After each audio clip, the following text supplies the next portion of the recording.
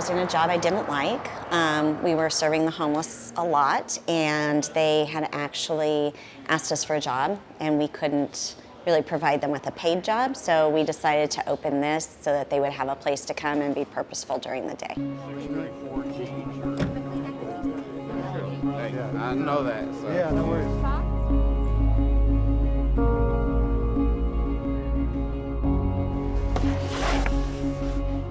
About 3.5 years ago, I started talking to different businesses and gathering their scraps materials and storing them in our house.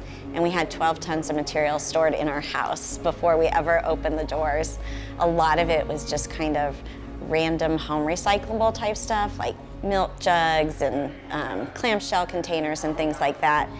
And it wasn't doing really well, but the community started to embrace what we were doing, and there are so many artists in Kansas City, they started just pouring into us with all of their materials that they weren't using. See, you're chef, you could be on Kids Chef Kitchen or whatever it is now. Every Saturday we go out and serve breakfast to the homeless on the streets.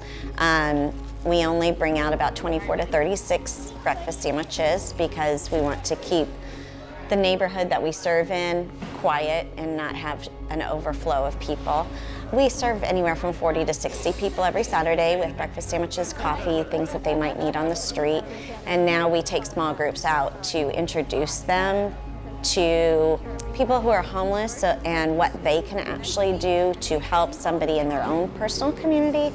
Gives them a more intimate setting where they can actually converse with somebody who's homeless and actually feel like they can understand a little bit better on how to approach people when they're on their own.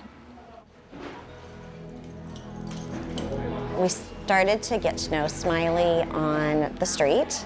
He has a prison record that makes it very difficult for him to get a job, but he's kind. He has his dog Jasmine, who's his emotional support dog, and that's his whole life. He is distanced from his family.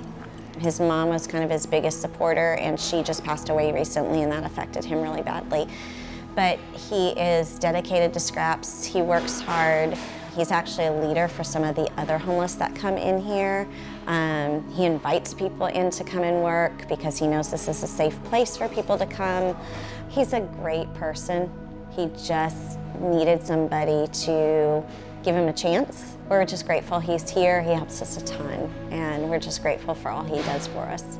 The golden rule of everything, don't judge a book by its cover. Don't look at that person just because he looks like he's down and out and grungy and stuff. Give that person a chance. Talk to them, listen to their stories, see where they come from, what their background and ethics are. We're all different. If you need to, get into a volunteer organization. See how things work. Because some of these people you'll sit down and talk to, there's gonna be a party you sit there and say, man, I used to be just like that. I came from a place like that. You might be able to help them out. Sometimes, man, just giving a man 5 minutes of your time just to talk to him might just cheer him up a little bit. Because some of these people that are out there thinking, man, nobody cares about them anymore. But in order to make this world a better place, man, don't try to knock the next person down. We would love to have more donations coming in, people reusing more things, that we can educate people that reducing and reusing is more valuable than recycling.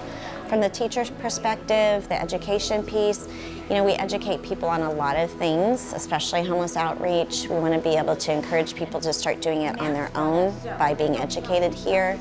We want to be able to serve more teachers by giving them more free and inexpensive materials. And then, of course, the homeless population, we'd love to see more of them come and be purposeful during the day. And, of course, we'd love to see more coming off the streets and living a more productive life. But, we'll just kind of keep working. And each year there's always a new goal to reach. And, we hope this has a long existence and a long impact on Kansas City. Wow, that's a perfect Christmas yarn. Of course, with any nonprofit, there's never enough money to do all the things that you're wanting to do to, meet your mission goals. But you know, we have an excellent staff. We have a great group of volunteers and supporters who are always willing to help us pick up where we need help. With donations, we sometimes are overwhelmed with the amount of donations that we receive, but we get through it, and we just we try our best. We do what we can to serve the people that we've chosen to serve through our mission. And you know, every day is a challenge, but every day is a challenge for everybody, and we just kind of keep plugging along and just improve where we can and serve more where we can. And we invite people to just come alongside us and work with us so that we can just expand the base that we have of help and volunteerism and love and compassion for others.